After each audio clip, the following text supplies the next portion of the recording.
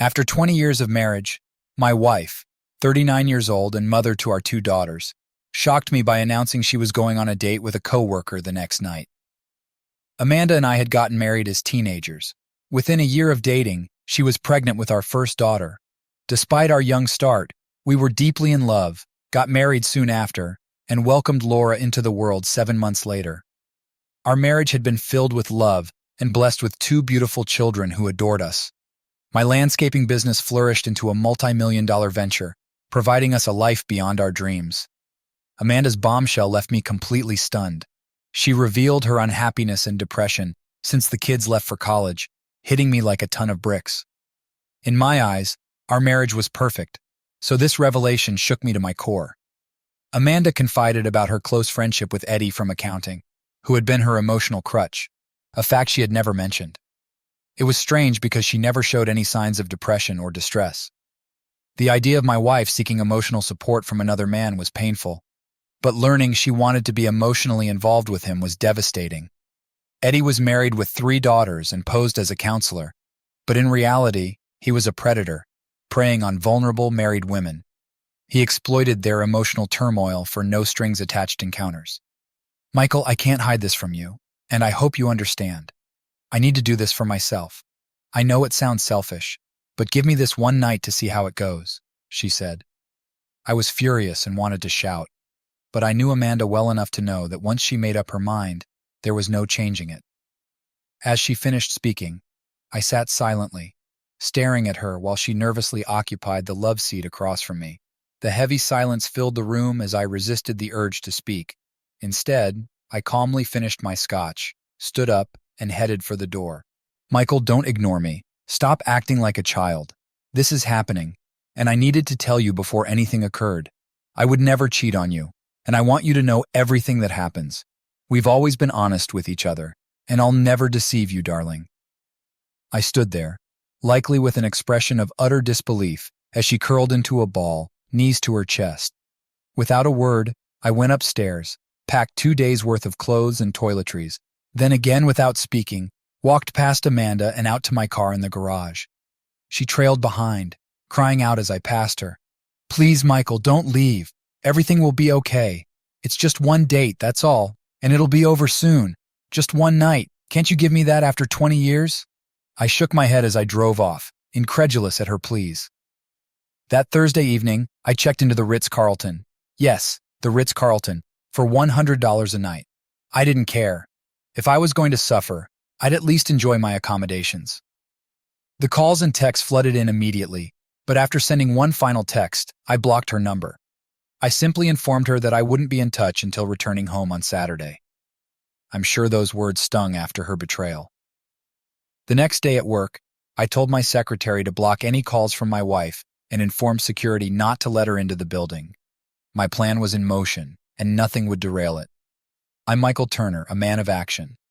At work and among my friends, I'm the one in charge, the one who gets things done. People rely on me for leadership because they know I deliver on my promises. At home, I adopted a passive, easygoing demeanor, aiming to please and distancing myself from my macho alter ego. It's been effective for 2 decades, but I see now it was a mistake. Looking back, I should have been more assertive at home, but my love for my wife led me to treat her like royalty. I remember laughing at a quote once, but now it rings true. Treat her like a queen, and she will treat you like a servant. Those words have become my reality, but I refuse to accept it. On Friday morning, I reached out to my brother, a detective in Miami, for help. After explaining my situation, he connected me with David Stone, a private investigator. David, it's Sergeant Taylor. How have you been, buddy? Listen, my brother needs your help tonight. I'm cashing in a favor and need you to assign someone to follow his wife. We need to find out who she's meeting and gather as much information as possible by Saturday morning. Run his license plates, get his home address and phone number, and text it to me tonight. We'll want photos of the couple, but those can wait until tomorrow. Taylor, I know this is last minute, but I owe you big time, so I'll make it happen. You want the guy's address and phone number tonight, and the rest of the photos and intel tomorrow. What are we working with? I'll send over the wife's address, her departure time, and her date's first name. He's called Eddie and works with her. She'll be home by 5 p.m., but we don't know the exact time she'll leave. You'll need a man posted outside the house before 5 p.m. to tail her. Got it. Send me the address and I'll handle the rest. Michael listened intently, grinning as his brother hung up. His plan was falling into place. During the couple's illicit dinner, Michael intended to visit Eddie's wife and explain the situation. His next call was to his friend Chris, requesting the number to the escort service he used. Chris, bitter from a divorce, preferred escorts over marriage. Now Michael understood. No infidelity, just companionship, probably cheaper than dealing with a cheating spouse. The call went smoothly, securing an overnight rendezvous with a young, attractive blonde. Michael decided to up the ante with an $11,000 tip, given the unusual situation. He requested the girlfriend experience, pretending to be a heartbroken man going through a breakup. This premium service involved the escort acting like a devoted girlfriend from the start, caring, alluring, and attentive. He emphasized the importance of discretion, especially if his wife showed up. She was to pretend they had just met, not that she was a paid escort. Michael knew his wife would notice their apparent intimacy, planning to reciprocate her desire for another man with his own elaborate response. If she could go on a date, he could too, and with more flair. They agreed to meet at his hotel for a drink and conversation before executing the plan. As a real estate agent, Amanda hosted open houses every Saturday, usually coming home after 6 p.m.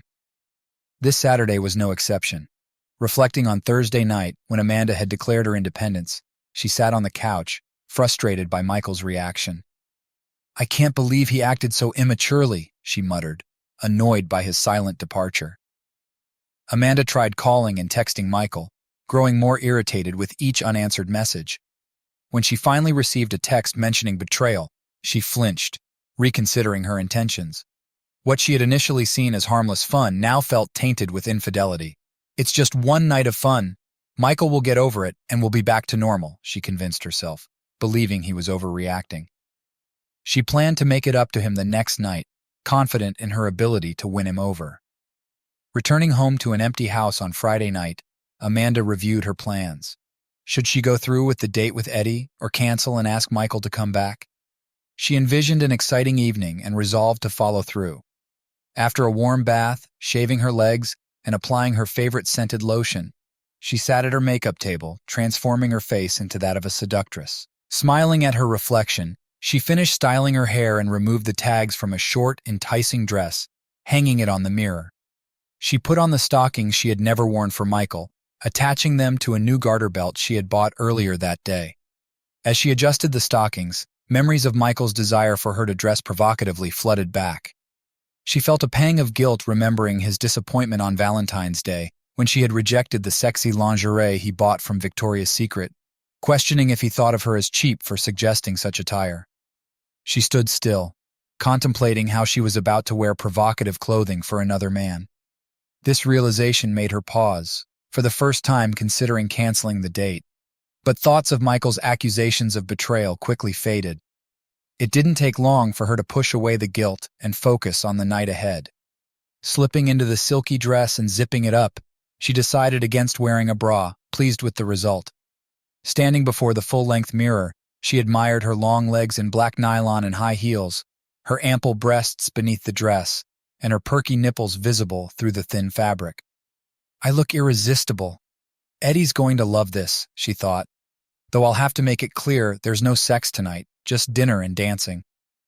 She tried to convince herself it was just a date, nothing more. But deep down, she knew she had to suppress her true desires. The anticipation of going out with Eddie had consumed her thoughts for weeks, and now it was finally happening. Despite Michael's reaction, she was determined to enjoy herself. Amanda was confident that Michael would understand and let her have her fun, as he always did. Just then, Michael's final call came through. He had made the difficult decision to give Amanda one last chance to stop the impending disaster and save their marriage. Swallowing his pride, he acknowledged his deep love for her and was willing to reconcile if she chose to. Ready to sacrifice his dignity, he intended to humble himself and beg her to reconsider, pleading with her not to go on the date. Anxious and remorseful, Amanda felt a wave of nerves as she saw his call. Despite her seductive appearance in the mirror, she struggled with conflicting thoughts, but knew she needed to hear him out. "Michael, thank you for calling. I miss you so much, and I still love you deeply. When are you coming home, sweetheart? Amanda, I love you too, which is why I had to call. I miss you terribly, and your plans have left me heartbroken. Please don't go on this date. Stay home, and I'll come over to make things right. I promise to give you the joy and love you need. If I've fallen short, I'm committed to improving. All I want is to be with you. Can you cancel the date for the sake of our marriage? Amanda heard the pain in his voice and felt a mix of sympathy and power. Her strong, confident husband was now pleading with her. She knew he loved her deeply and believed he would forgive her once he understood her perspective. Their shared history, their children, and his unwavering affection reassured her that they would remain united. Oh, Michael, my love for you knows no bounds, and I want to spend forever with you. However, I need to go through with this tonight. It has nothing to do with our love. It's just an evening for me to indulge in something foolish. Please understand and grant me this one time, and I promise to be yours forever. I understand your pain, and I'm truly sorry for causing it, but you're making more out of this than necessary. It's simply dinner and drinks with a friend, nothing more. I'll be home tonight, committed to you. Trust me, once it's all over, you'll understand. Tomorrow we can discuss this further, and you can reclaim me as your wife. I love you, Michael, but I must go, she said tearfully. As she ended the call, she felt the weight of Michael's pleading, but she tried to stay focused. She wiped her eyes carefully to avoid smudging her makeup and spoke to her reflection in the mirror. I'm sure he thinks I'm being unreasonable. But Michael, I'm sorry. I need this for myself. Please don't be angry. She touched up her hair and makeup, spritzed on some perfume, and forced herself to push thoughts of Michael from her mind. Meanwhile, in his hotel room, Michael stared blankly at his phone after the call ended. He wiped his eyes, feeling a surge of anger. Despite his heartfelt pleas, his wife had resolutely decided to go on the date, expecting him to understand. A deep sense of sorrow engulfed him as he realized he had lost her, the only woman he had loved for 2 decades. David, the private investigator, parked his white van across the street from their home just before 5 p.m., watching Amanda as she arrived.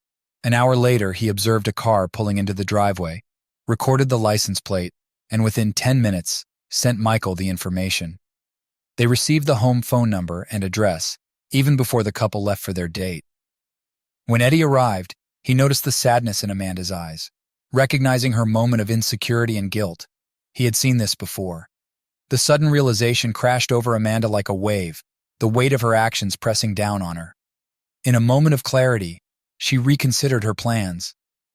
Amanda, what's wrong? You seem so down, Eddie asked, noticing her change in demeanor. Eddie, maybe we should rethink this. I've been thinking about Michael's request for me not to go out with you. I feel guilty, like I've already let him down, she admitted, a tear rolling down her cheek. Quick to respond, Eddie moved to console her. With his expertise in manipulating situations, he saw this as an opportunity. Skilled in navigating women's emotions, he used his charm and persuasive abilities to influence their decisions. For Eddie, Amanda's hesitation was a challenge to overcome. It's okay, Amanda. We don't have to do this, and I completely understand, he reassured her, his tone steady and comforting. You've never felt comfortable going out alone, even for a simple dinner or movie. He just doesn't realize we're just friends. Men like him want to shield their wives from potential threats, but if he knew how much I value our friendship, I'm sure he wouldn't object. Expressing his disappointment but showing understanding, Eddie continued, I'll admit I'm disappointed we won't spend the evening together, but I get it. I was really looking forward to your company and trying out that new restaurant. Seizing the moment, he suggested an alternative. Hey, here's an idea.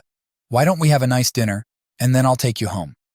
Surely he wouldn't mind you having dinner with a friend. His relaxed demeanor and the offer of a simple dinner were enough to sway Amanda.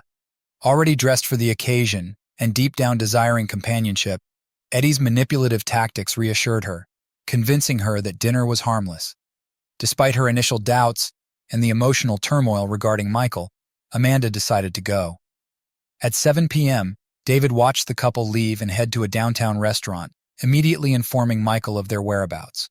Throughout the evening, he kept Michael updated, capturing photos effortlessly. He spent the next 4 hours taking pictures of them at dinner, holding hands, entering a dance club, dancing, and kissing, acting like a loving couple. He also recorded several videos of them slow dancing with Eddie touching her inappropriately. David sent all the visuals before sunrise. At 8 p.m., Michael called Amanda's father, Ethan, a longtime friend and golfing buddy, to break the news. "Hello, Ethan, it's Michael." "Hi, Michael. Are we still golfing on Sunday?" "I'm not sure, Ethan. I have some troubling news. Your daughter is on a date with a coworker right now. Despite my belief that everything was fine in our relationship, she felt the need for more and decided to see this man. I love you and Rachel, but I can't tolerate this, and our marriage is over. She broke our vows, and I can't forgive her betrayal. I wanted you to know what led to this. I'm sorry it came to this." "Michael, are you sure she's seeing someone else? That doesn't sound like my daughter." "Ethan, I have a private investigator watching them at dinner right now. She's with the man betraying me, our marriage, and our children.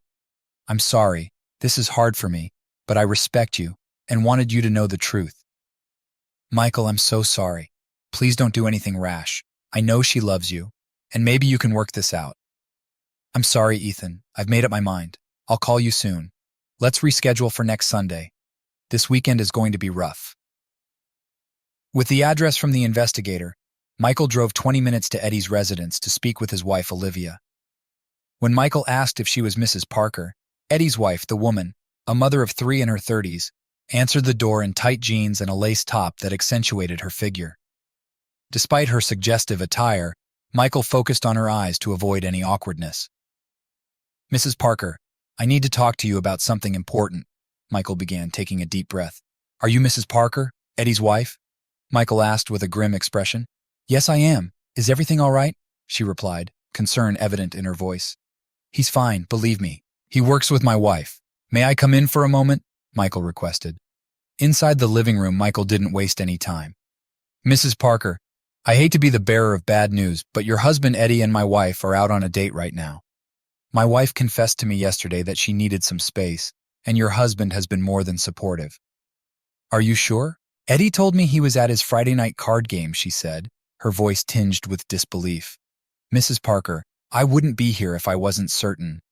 My private investigator is monitoring them as we speak. I'll have photos and videos to show you, but I thought it was important for you to know immediately," Michael explained. He left her in tears, feeling a mix of guilt and vindication, knowing that their affair had likely shattered both marriages. But Eddie chose this path, and the consequences were inevitable. The next morning after breakfast, Michael sat back in the plush hotel bed, savoring a cup of coffee. His brief moment of comfort turned to bitterness as he opened the investigator's photos on his phone. Amanda had come home by 1 a.m., and there had been no sexual encounter, but the images of her betrayal were undeniable. Tears welled in Michael's eyes as he saw his wife kissing Eddie, her lover's hands roaming freely. The sight of her in stockings she had never worn for him was a final stinging blow.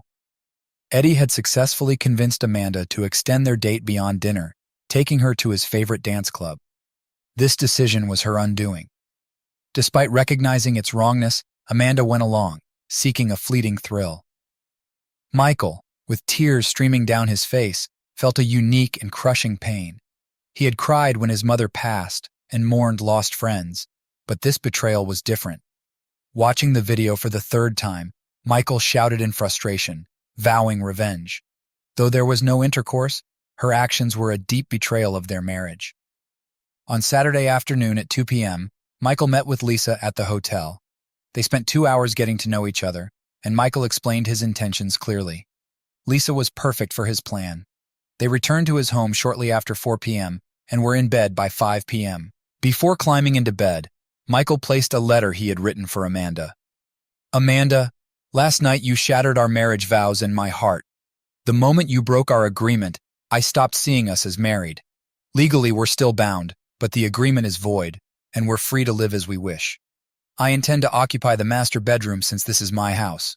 You're free to use any other room, but my bed is off limits. Your belongings are in the guest rooms.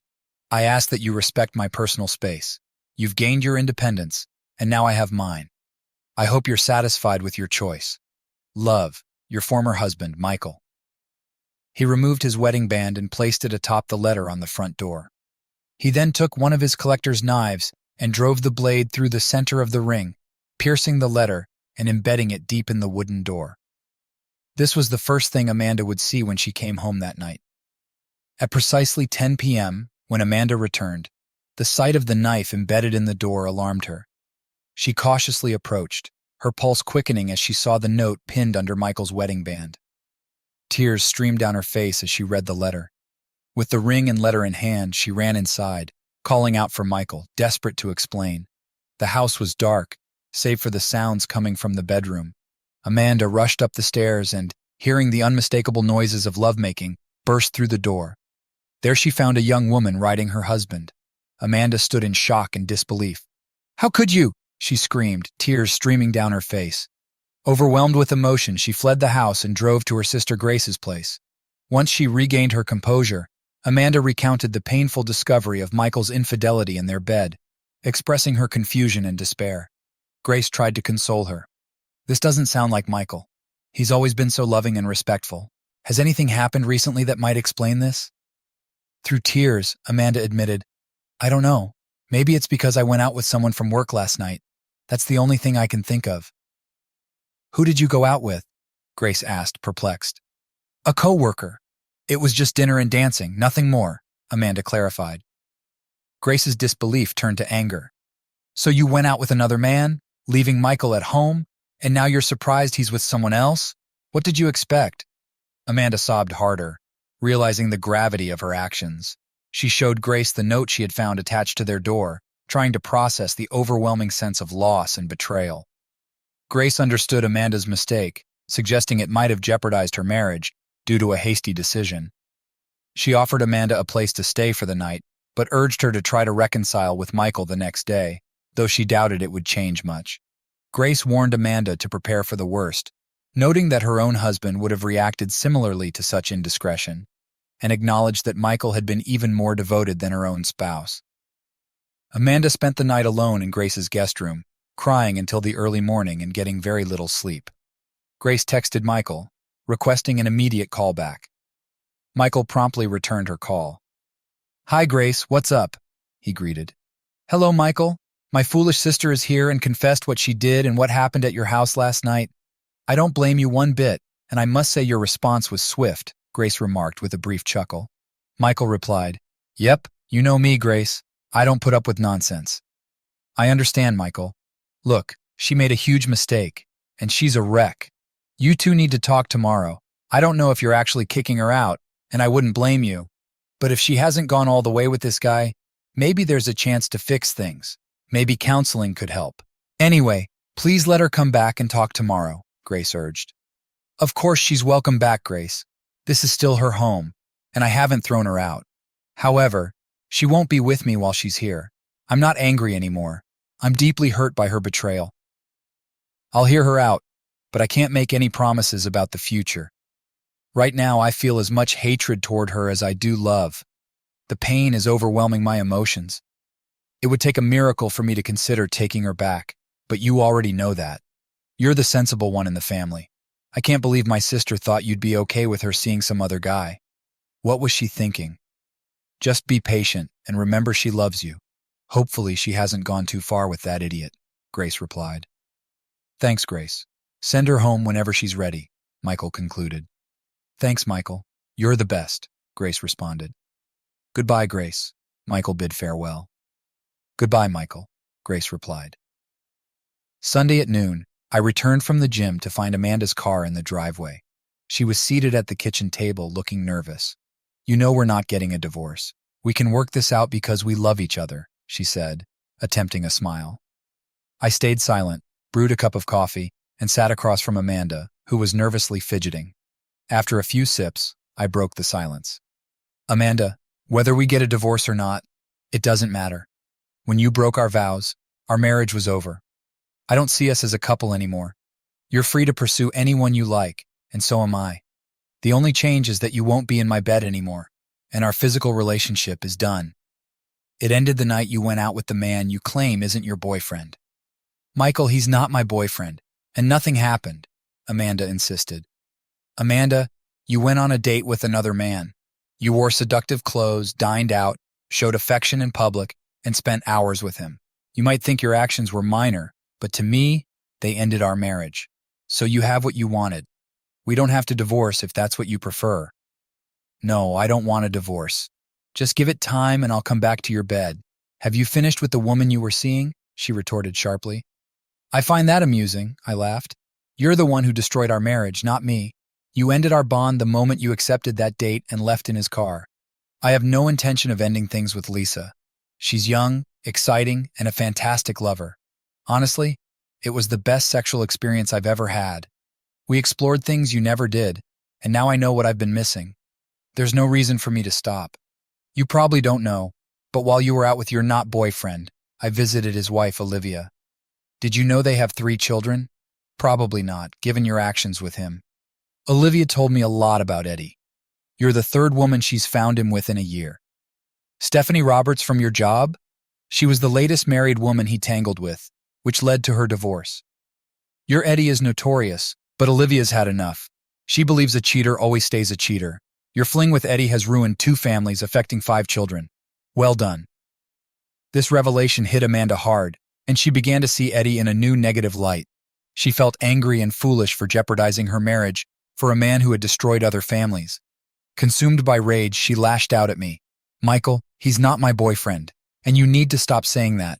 I can't believe you went to her house and accused him of cheating. It was just dinner, for God's sake. You're being cruel and hurtful. And what about you being with another woman in our home? That's unforgivable. That needs to end. It was just dinner. Did you forget about the dirty dancing, kissing, and touching at the club? I promised Olivia copies of all the photos and videos for when Eddie tries to downplay it like you're doing now. You may not see it as cheating, but to everyone else, it's betrayal. When will you understand that? So you think I'm cruel and hurtful? How do you justify your actions, loving and caring? No, I won't give up Lisa. If you can't accept that, you don't have to stay. No, Michael, I want you to end it with her and be with me. I won't see anyone else, I promise. You promise? Oh, you promise? How ironic. You promised to be my wife, forsaking all others, and that promise went out the window, didn't it? So Amanda, if you're unhappy with the situation, you're free to leave or file for divorce. Maybe you can move in with your lover since you'll need a new place to live. Frankly, you two deserve each other. Or you could stay here, or perhaps go live with your sister Grace. I'm sure she'd welcome you with open arms. You'd make a fine role model for her daughters, Michael. Will you stop seeing that woman? Don't you love me? Don't you want us to reconcile and be together? Amanda's pleas were desperate, almost pathetic. Amanda, it's far too late for that. The moment you told me you wanted to be with another man, you broke me. Do I still love you? My heart might still hold love, but it's been stripped of trust. I can't see myself ever loving and trusting someone who tossed me aside so easily. A real man wouldn't let his wife be with another man. But that's exactly what you did. You made it clear you wanted someone else, ignoring my feelings. Now that you've opened our marriage, you have to accept my desires too.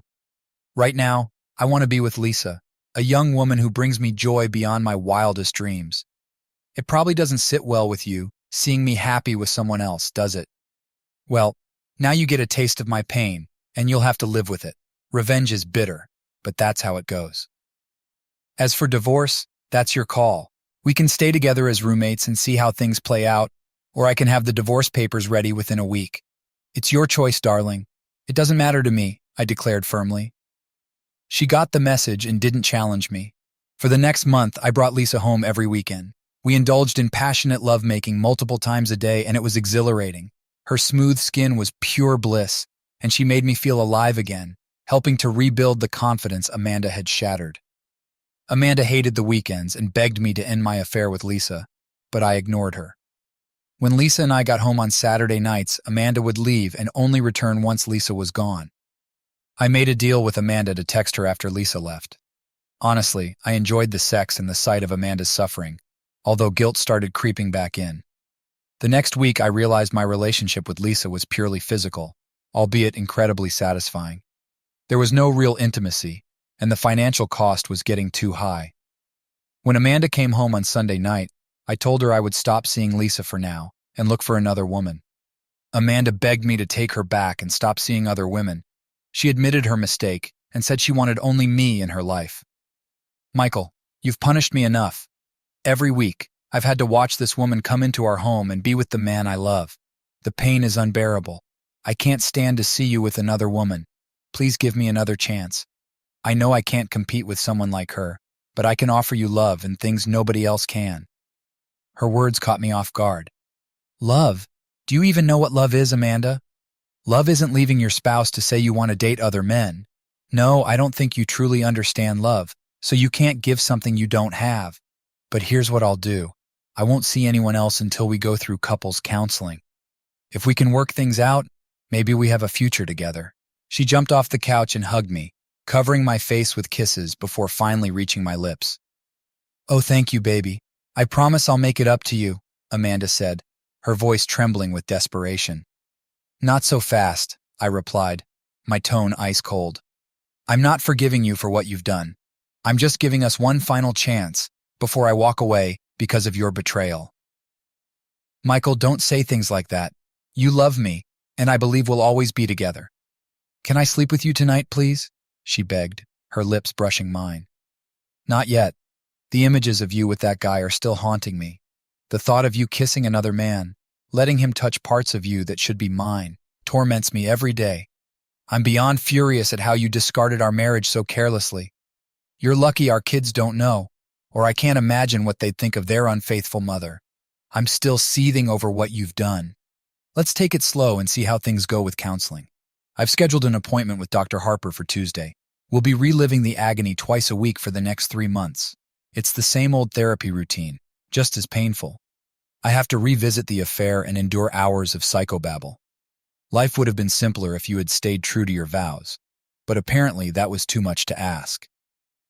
After 3 months of twice-weekly counseling, we managed to address some issues. Amanda acknowledged the pain she caused and understood my reaction. She argued that my affair and retaliation was worse, but I made it clear that her initial betrayal had broken our agreement, setting me free. Eventually, she accepted it, though she was still upset. The therapist was critical of my vengeance, but I didn't care. I'd do it again without hesitation. We reconciled under a post-nuptial agreement that if she strayed again, she'd forfeit everything. She agreed to have her phone tracked, her emails and texts monitored, and to complete transparency. I made it clear that our household would not tolerate any form of cheating, emotional or physical, and I'd kick her out if she did.